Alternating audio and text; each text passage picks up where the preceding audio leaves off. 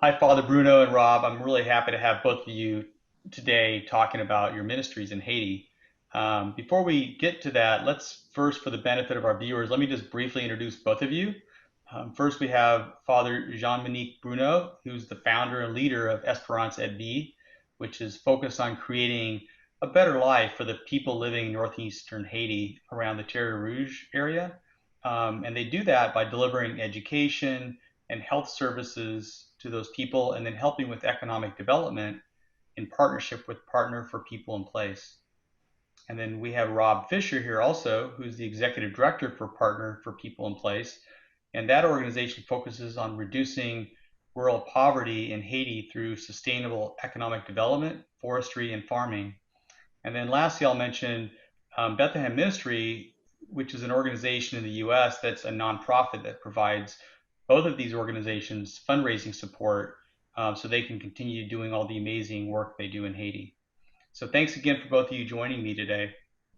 So first off, can you tell us in just a few sentences how your ministries share the gospel of Jesus Christ to his people on earth? Thank you so much, Eric. I'm very happy, to be able to share with my friends at St. Andrew's Presbyterian Church, a church which has supported us for a long time. And we are talking, about 77 things, like that. Well, first of all, we have to see the gospel as something very concrete. Jesus is a person. Jesus came to the world so he can show us how to live together. So the love of Jesus is a reality. It's not something, we just, talk about, that sort of word, but it's a person, a reality. So when we are talking, about the gospel, we are talking about a love. We are talking about how, to share the love of Christ with other people. So it's, as I said, not just a word, but it's an action. So if you say, you love someone, you have, to tell or just, to show that person that you love him or her really. So this is what the gospel, is, and this is what we are practicing, in Haiti, loving people, which means helping those people in whatever situation, they are, whenever, they have needs, and we are there with them. Well, picking up on that, what JP does, and JP is the initials of Jotropha Progenu, which is that program that Eric referenced. So it is very concrete along the terms, in the terms that Per Bruno spoke, because we work with the earth. And so for us, the phrase people on earth is what it's all about. So where JP works, the bond between people and the earth they depend on is frayed to the point of ripping apart. Families are hungry, and at the same time as they're farming, the land is being diminished to the point of ruin through the kind of farming that occurs when people are very, very poor, they farm with a certain amount of desperation and sometimes fail, even though they know they are failing, to husband the land for the long term. So our ministry, the JP, seeks to mend this essential bond between people and the land they live on and depend on by improving farming so that it is sustainable over time, not just for next week or to the end of the month or to the end of the year, but sustainable for generations that are coming along and are yet to be born.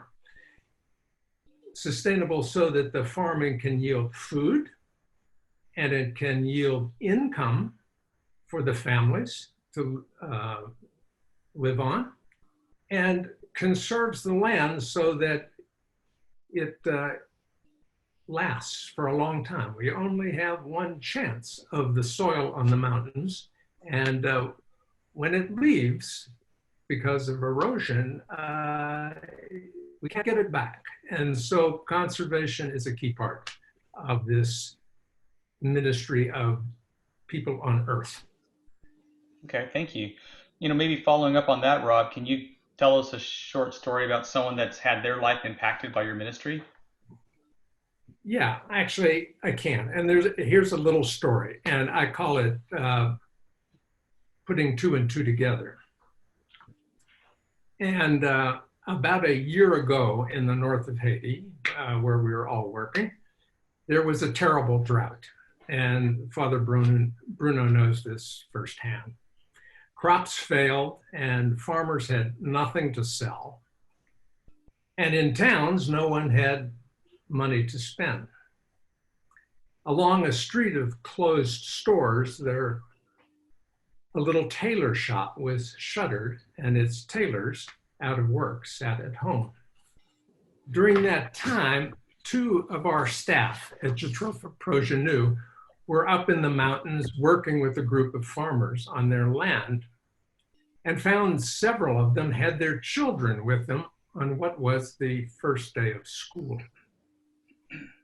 The staff knew why from their own personal experience. These families did not have money to pay the school and buy its required uniform. I should interject here that the school that these children went to is not the school at St. Barthélémy. They live much further away from Terre Rouge in a remote place.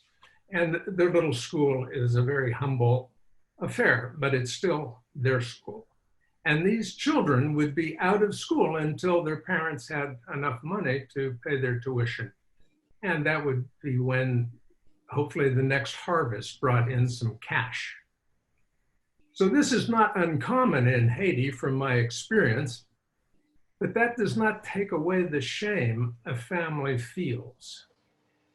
People in Haiti put a high priority on educating their children, and they take great pride in doing so.